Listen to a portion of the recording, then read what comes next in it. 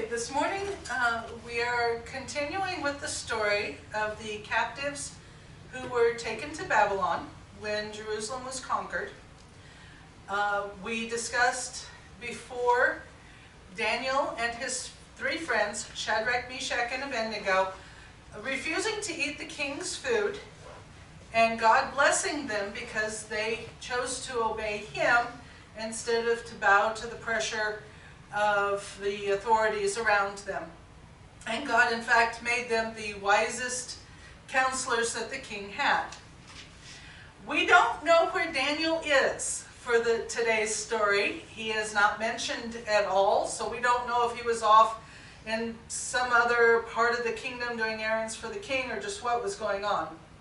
But the king decided to make a large golden idol, and he ordered that his band of all sorts of instruments come around the idol, and then he ordered for every important person in every aspect of their country to gather together, and when the band played, everybody was to bow down and worship this new idol. After the music began playing, some of his officials came to him and said, "You know what?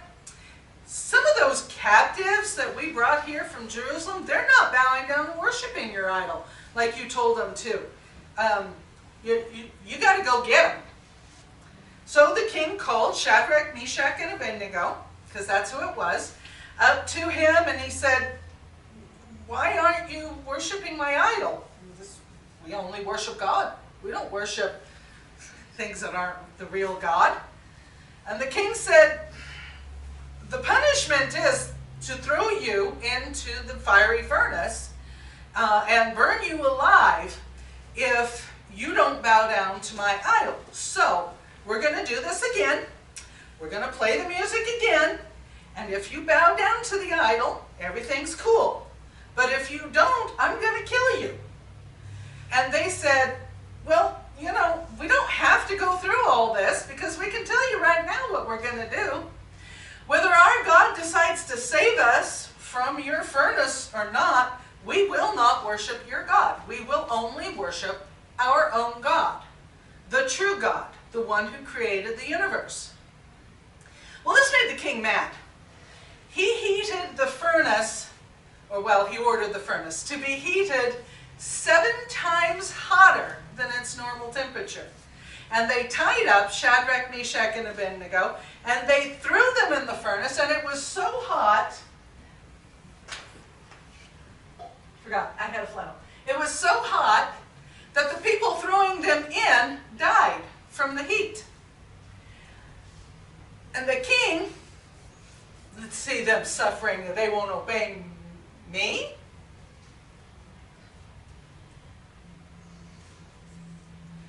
Didn't we throw 3 people in there? There's 4 in there. And the 4th one, he looks like a god.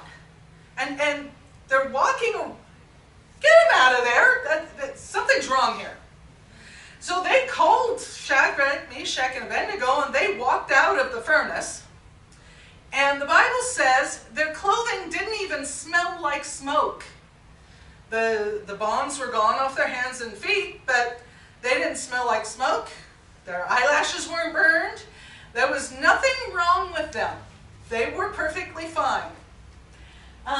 The king decided that he wouldn't pick on people who worshipped the true God anymore, and he sent a proclamation in the kingdom, leave these people alone and honor their God, because don't mess with him. He's a good God. And that's a sample for us today. No matter where we end up, no matter what comes at us, if we stay true to God, he will take care of us. Now, martyrdom does happen, but even if that is God's will, he takes care of you through it, from the testimony of people who have been martyred. God takes care of his own people, no matter what. So let's sing our song. Behold, behold,